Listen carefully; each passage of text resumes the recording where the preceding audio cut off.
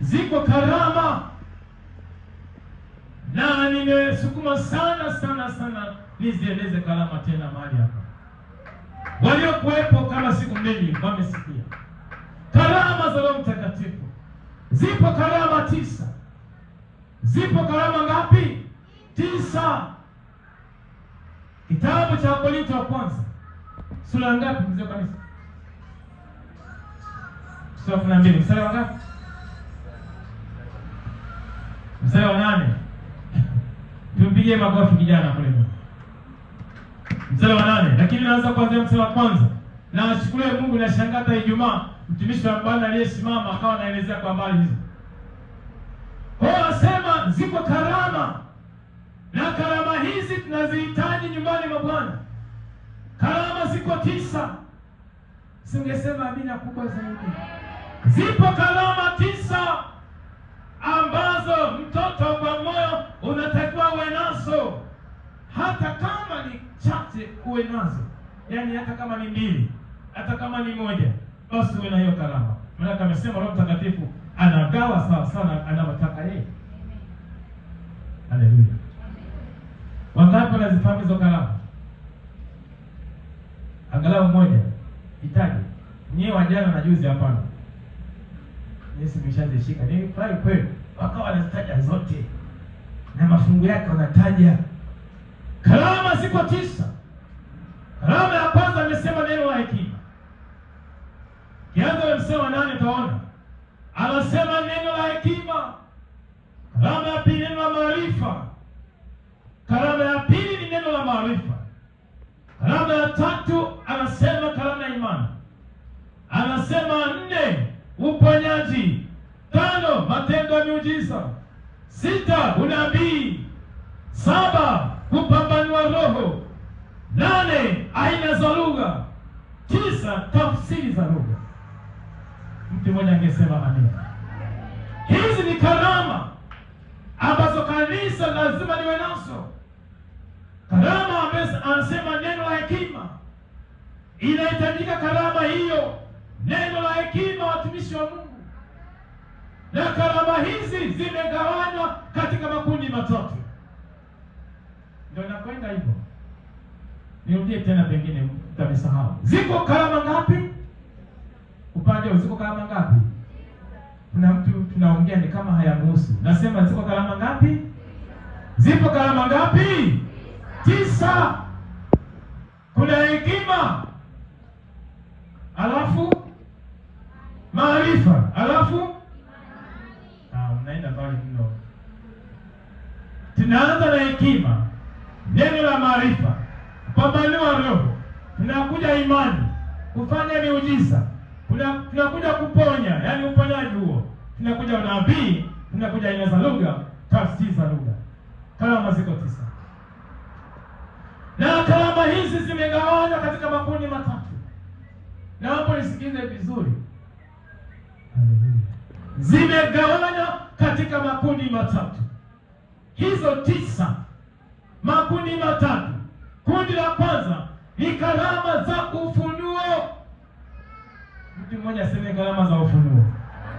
Ni karama za ufunuo. Kama leo kuja na daftari pa kuandikia. Yaani sina pesa na gari la mshahara huko naona. Leo hii watu wanahangaika. Leo hii dunia imepasuka. Imani imeharibiwa kabisa. Watu wanafanya mambo ya ajabu sana kwa sababu karama hizi hazionekani. Kwa sababu karama zimekosekana ndani ya kanisa. Na hapa sema zimekosekana karama, ili kundi la karama za ufunuo lazima liwepo nyumbani mwa Bwana. Mmenielewa? Liwepo. Amesema neno la hekima, tupate watu ambao wana hekima. Hello. Tuwapate watu wenye maarifa, kupambanua roho. Kwa kundi la kwanza la karama za Roho Mtakatifu, kundi la kwanza anasema ni karama za ufunuo, kama naandika. Na katika karama za ufunuo kuna mambo 3. Ziko karama 3 ndani yake. Ya kwanza tunasema hekima, neno la hekima. Alafu kuna neno la maarifa. Na 3 ni kupambanua roho. Kwa hizo karama 3 zinapatikana kwenye kundi la kwanza ufunuo. Hebu sema amina kubwa zaidi. Karama za ufunuo. Natamani zielezee moja baada ya nyingine, lakini muda wetu hatutoshi. Amen. Nieleze tu hizo alafu nirudi tena kuziweka sawa. Sema amina. Kwa kundi la kwanza ni karama za ufunuo. Tunaipata karama ya neno la hekima, alafu neno maarifa, tunapata kupambanua roho. Na tunaposema kupambanua roho, lazima karama ziwepo. Tunaabudu wakati mwingine watu wanaweza kuabudu na mashetani kwa sababu karama ya kupambanua roho haipo. Roho nyingine inaweza ikaja kanisani, ikatembea kanisani watu wasijue kwa sababu wa kupambanua roho haipo. Nashukuru Mungu kwa moyo wako wa kupambanua roho. Haleluya.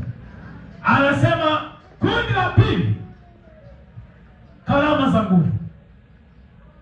Kama unaandika uwepo au unarekodisha, karama za nguvu. Roho Mtakatifu, karama za Roho Mtakatifu zimegawanywa makundi matatu. Kundi la kwanza karama za ufunuo, na kundi la pili karama za nguvu. Na karama za nguvu zina vipengele vitatu. Zimo karama tatu katika kundi la pili. Umenielewa? Karama ya imani. Sawa? Namba 2, kufanya miujiza. Namba 3, karama za kuponya. Hizi tatu zipo kwenye fungu la karama za nguvu. Jamani, Bwana asifiwe. Nienda pamoja. Kuna watu wanapenda mafundisho haya. Kama usipopenda, huu unajikataa mwenyewe. Kwa nasema karama za nguvu ni fungu la pili ambalo tunapata imani, tunapata kufanya miujiza, maana ni kama miujiza, halafu karama za kuponya. Lakini kundi la tatu, kundi la C, ni karama za utabiri. Ningesikia mtu mmoja angesema amen. Nasema ni karama za utabiri. Fungu la tatu ni karama za utabiri. Na fungu hilo la tatu wanasema kuna karama ziko tatu ndani yake. Ya kwanza anasema ni unabii. Kama naandika kwenye karama hizo, anasema hizo za utabiri, ya kwanza ndani yake ni karama ile ya unabii. Lakini namba 2 ni aina za lugha. Namba 3 tafsiri za lugha. Namba ya kwanza ni unabii. Namba 2 aina za lugha. Namba 3 tafsiri za lugha. Jamani, tuko pamoja? Are we together? Thank you. Kama tuko pamoja, nashukuru. Ningesikia mtu ambaye anasema amina ya nguvu zaidi. Bwana kuongezee siku za kuishi kwa sababu ya kuitikia amina ya nguvu. Jamani, Bwana apewe sifa tena. Kwa hizi ni karama 9. Mnanisikia watumishi wa Bwana? Niruhusuni basi niseme kwa haraka. Kwa mfano, ninaposema karama, kwanza karama yenyewe kama karama ni uwezo maalum. Sawa? Ni uwezo maalum ambao Roho Mtakatifu hutoa ili kujenga mwili wa Kristo. Ni uwezo maalum. Karama ni uwezo maalum ambao Roho Mtakatifu anautoa kwa mtu kujenga mwili wa Kristo. Yaani kufanya huduma iende kwa wepesi, lazima karama ziwepo. Udhihirisho wa Roho Mtakatifu katika maisha ya mtu aliyeokoka na kujazwa Roho Mtakatifu. Karama ni uwezesho, karama ni uwezo maalum ambao mtu anaupata. Na ndio maana leo hii kwa kukosa karama kwa kufanya miujiza, kuponya, wengi wanaenda kujiongeza ili miujiza itokee. Lakini hatuende kwa namna hiyo. Tunayemwendea ni Roho Mtakatifu. Na mwendea Bwana Yesu. Yeye ukienda kwake basi atakupa karama. Wala utapiga mitama watu. Umenielewa? Watu wanaombewa, wanapiga mitama. Wengine nikuta anakaliwa. Mwingine anasimamiwa mgongoni. Anaombewa. Umesimamiwa mgongoni na viatu. Mtu ameenda chooni huko amerudi anakanyaga mgongoni. Unaombewa. Karama. Zipo karama za uponyaji, za miujiza ambazo Bwana akiachilia, ukisema pepo toka, anaondoka. Ungesema amina kubwa. Wakati mzee Kulola yupo anafanya mikutano, akisema tu yu, akisema yu, yaani utasikia anasema ni mapepo, mahali popote ulipo itika, utasikia mapepo. Kama wangapi washawahi kuona huduma ya Flora? Kumbe mko mashahidi wengi kabisa. Akisema si yule mzee, tunataka akina Flora wengine sasa. Na wengine akina Flora watokee ndani. Amen. Akisema pepo anakimbia. Ni ile karama ambayo Bwana anaachilia ndani ya mtu. Lazima ukubali kugarimia ili upate karama, mzee wa kanisa. Haleluya. Karama ni ujiza. Lakini amesema neno la hekima, neno la maarifa. Tunataka maarifa, yaani anasema ni sehemu ya maarifa ya Mungu anayopewa mtu aliyeokoka na Roho Mtakatifu juu ya mambo yaliyopita au yaliyopo. Ni ufahamu na upita kawaida ya asili. Yaani maarifa ni ufahamu na upita ile hali ya kawaida. Kwa Mungu anaachilia kwa mtu. Amen. Tunataka tupate watu wenye maarifa nyumbani mwa Mungu. Haleluya. Kwa kuna kama imani, alafu pia kuna uponyaji kama nilivyosema, alafu pia kuna miujiza, kuna unabii, kuna kupambanua roho, aina za lugha na tafsiri za lugha. Kwa hiyo naomba nianzie mishoni niwe narudi nyuma na kisha tunaenda kuomba Mungu wetu. Natamani sana habari za Roho Mtakatifu. Jamani, Bwana asifiwe. Natamani tuanzie kwenye karama za utabiri. Karama za utabiri. Na wengi wanapenda kutabiriwa siku hizi, kwa sababu shetani amejua watu wana shida na kuna roho za utambuzi zinafanya kazi. Kwa hiyo shetani amewekeza, amekamata kanisa.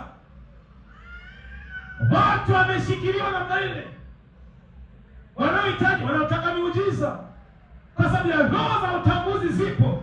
Kwa hiyo watu wameshaanza kuziishi. Nasema hivi, namtaka Yesu, namtaka Roho Mtakatifu. Karama za utabiri, amesema kuna unabii, si ndio? Kwenye hilo kundi la misho kuna unabii.